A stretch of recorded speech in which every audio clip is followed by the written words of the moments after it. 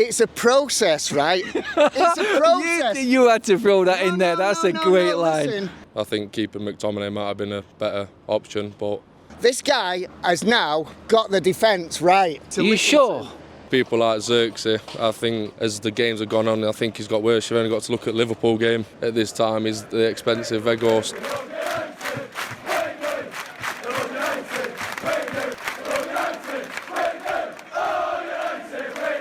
Come here, talk to me. I hope he's done enough. Come and give us an opinion on it. Stand your bike up there, mate. Come and stand with me. Do we stick with Ten Hag or do we sack him, bring someone else in? Your thoughts on who you might want to bring in, or are you actually keeping Ten Hag?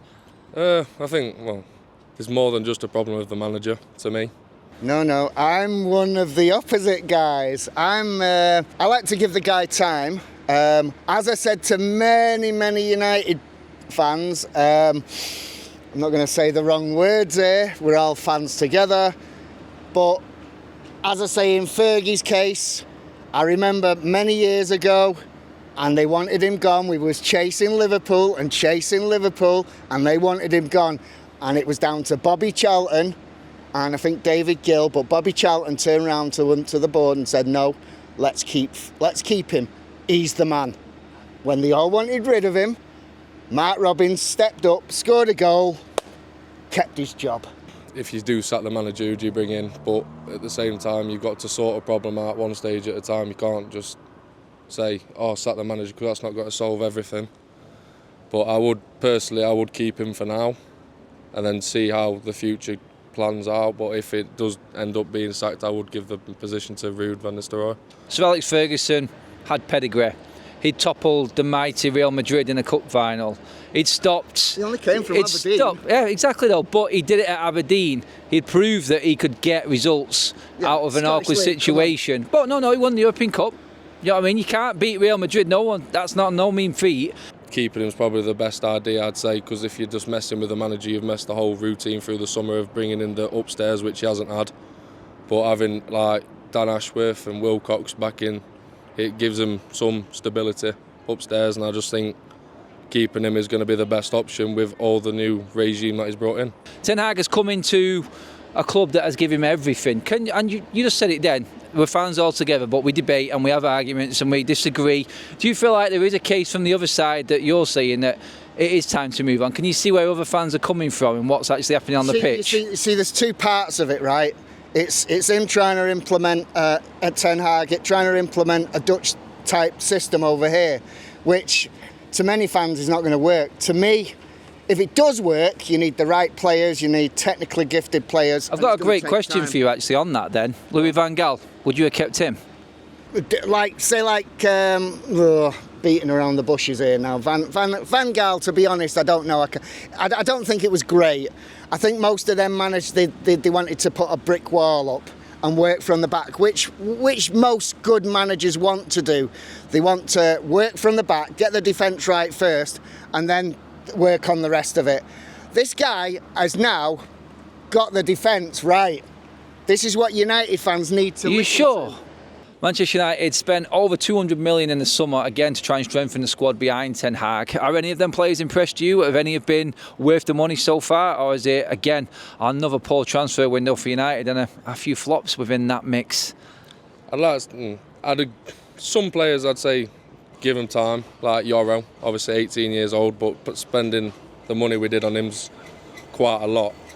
I understand beating Real Madrid to something like that is like quite a big statement, because you've just gone and beat one of the best teams in the world with the team they've got.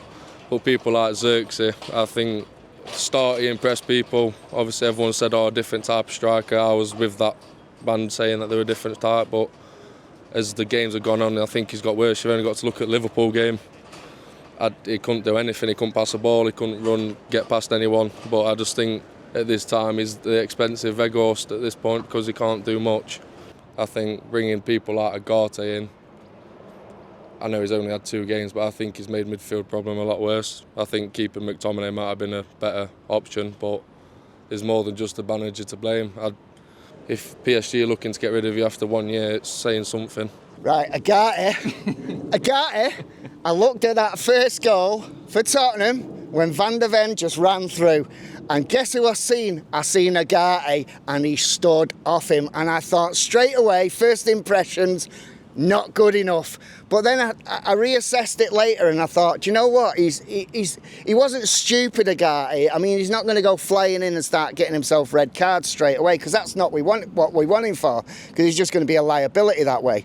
So, I don't know. In Paris, he was a decent player for Paris Saint-Germain. Whether he can do it over here, there's a lot of fans saying he's not going to cut it in the Premier League, but you've got to give him time. De Ligt, I like De Ligt and Mazraoui, to be fair. I think Mazraoui, apart from that Spurs game, but I think everyone had a bad game that day. But I think he's not put a foot wrong for £15 million. I think it's quite a bargain at this point in time.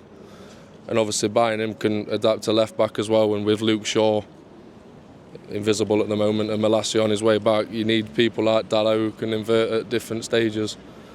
But I think you've got to give everyone time, because it's a new league and everything, and coming to Man United you've got to impress straight away. But cheers for talking to us, Q, mate. No, it's a process, right? It's a process. You had to throw that in there. That's a great line. Listen. We've got these defenders in place now, and touch wood, we don't get the injuries like last year. I got another little subplot question for you there on that. The defenders that you're saying we've got right, you're obviously going back to the game yesterday, which we defended very well in. Spurs, shocking. Porto, shocking. You're not letting me finish. Is it the players? You're not letting me finish. Is it certain players that you think are going to work in this defence? Let's just come in. Martinez hasn't been there for long, right? Martinez is all right if you can curb his temperament and get him to work that to his advantage, that aggressiveness that he's got. Because other than that, he's just going to get red carded left, right, and centre. But he's like most United fans say, he's a terrier, and we want him. We love him. We love that kind of aggression. De Ligt's going to take a bit of time, but he's all right. He wasn't first choice at Bayern, and that's probably why he ended up coming here. But De Ligt's a big, strong guy. I can see him. He looks like the last line of defence, and he lunges in and he kind of stops things from happening, which is what we want, kind of thing. Mazraoui, he looks awesome. He looks like he's been playing for years. With the confidence, he looks like he started off great.